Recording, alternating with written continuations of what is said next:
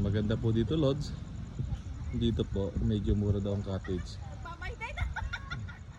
Pagka nag-overnight ka, ang bayad po dito ay 100 at 50 pesos lang po ang maghapon nyo.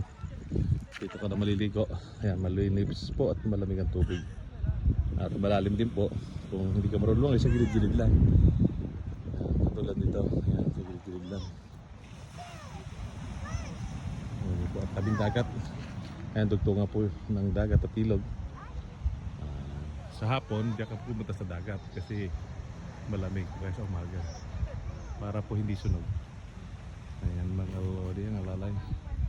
May paradahan naman po yung sasakyan natin. Ayan, nakaparada tayo sa ilalim ng puno ng pine tree. May CR naman po sila.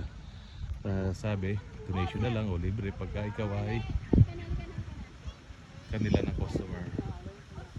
May nagsasaing daw po dito kung kailangan nyo ng kanin o magpabili ng ulam, meron din.